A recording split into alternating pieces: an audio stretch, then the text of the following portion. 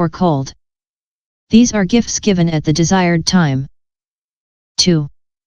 When one is directed, in one's gifts, by the needs of the region. 3. When one gives on a desert trail. 4. When one gives ceaselessly and uninterruptedly. 5. When one gives according to the desires of the requester. 6. When one gives things of value. 7. When one gives gardens, pools, etc. to the good people of the monasteries. 8. When one gives to the community. 9.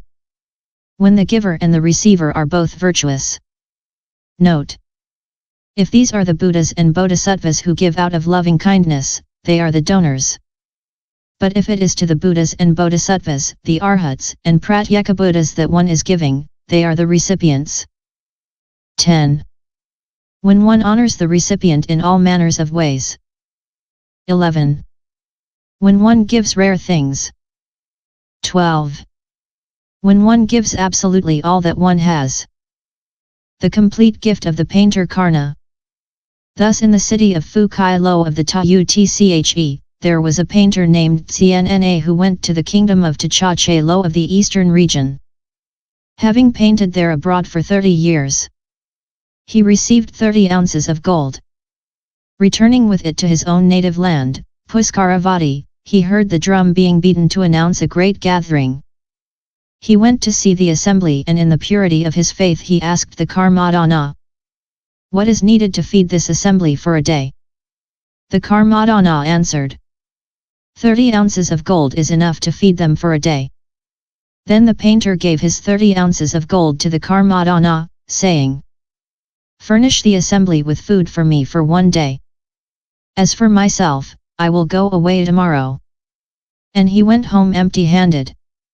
His wife asked, "During these 12 years, what did you earn?" He replied, "I earned 30 ounces of gold." His wife said, "Where is this gold?" He answered, "I have planted it in a field of merit." His wife asked what was this field of merit. He replied, "I gave it to the assembly." Then his wife bound him in chains and brought him before the judge to punish him and decide the matter. The great judge asked what was the problem. The woman said, "My husband is a madman. In 12 years abroad he earned 30 ounces of gold and, having no compassion for his wife and children, he gave it all away to strangers. Basing myself on the law, I immediately bound him up and brought him here." The judge asked the husband, "Why did you give to strangers instead of bringing it back to your wife and children?" He answered, "During my previous lifetimes, I had never practiced virtue, and that is why, in the present lifetime, I am poor and suffer all the hardships. In the course of this lifetime, I have come across a field of merit. If I had planted nothing in it, I would still be poor during my future lifetimes, and my successive poverty would never come to an end. Wanting to escape poverty, I have given all my gold to the assembly." The great judge was an Upasaka and his faith in the Buddha was pure. Having heard the painter's reply, he congratulated him. "That was the deed of a hero. The small sum that you so painfully earned, you have given it all to the assembly, you are an honest man." Then the judge removed his necklace and gave it to the poor man along with the horse that he rode in a village. Then he said to him, "You have just made a gift to the assembly. The assembly has not yet eaten. The seeds have not yet been sown. But when the shoots come forth, you will have a great fruition in future lifetimes. This is why it is said that to dedicate completely the goods that one has earned with hardship constitutes very great merit." 3. Other kinds of generosity. There is also mundane generosity and supramundane generosity. The generosity approved of by the Aryas and the generosity disapproved of by the Aryas, the generosity of the Buddhas and Bodhisattvas and the generosity of the Sravakas. 1. What is mundane generosity? Mundane generosity is the generosity of ordinary people and also the generosity used by the Aryas with an impure mind. Some say that only the generosity of worldly people constitutes mundane generosity. Whereas the generosity of the Aryas, even though carried out with impure mind, is supramundane because their fetters are cut. Why? Because these Aryas have obtained the concentration of non-thought. Furthermore, mundane generosity is impure, whereas supramundane generosity is pure. There are two kinds of fetters. I. Those that depend on craving. 2. Those that depend on wrong views. When these two kinds of fetters are present, the generosity is mundane.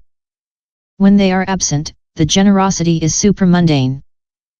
When the three obstacles fetter the mind, the generosity is mundane. Why? Dharmas, resulting from causes and conditions, are truly without substantial self. Nevertheless, we say, I am giving and someone is receiving. This is what is called mundane generosity. Besides, the notion of self has no precise attribution. Sometimes it is the self that is taken as atman and not as other. Sometimes it is other that is taken as atman and not as self. As a result of this imprecision, there is no true atman. Moreover, the thing given exists solely as a result of the complex of causes and conditions, and all the dharmas are in themselves non-existent. They are like a cloth that results from a collection of causes and conditions but which ceases to exist as soon as one pulls out the silken thread or threads of which it is composed. In the same way, the dharmas have as sole characteristic the absence of own characteristic. They are eternally empty of self-nature. But people have hallucinations and take them to be existent. This mistake and this error characterize the mundane generosity. But when the mind is free of the three obstacles, the characteristic of dharmas is truly cognized and the mind is free of error. Then generosity is supramundane. 2. Supramundane generosity is the generosity approved of by the Aryas. Mundane generosity is the generosity disapproved of by the Aryas. Moreover, pure generosity free of stains and conforming to the true nature of dharmas is the generosity approved of by the Aryas. The impure generosity, mixed with fetters, errors, and obstinacy, is the generosity disapproved of by the Aryas. Finally, the generosity associated with the knowledge of the true nature is the generosity approved of by the Aryas.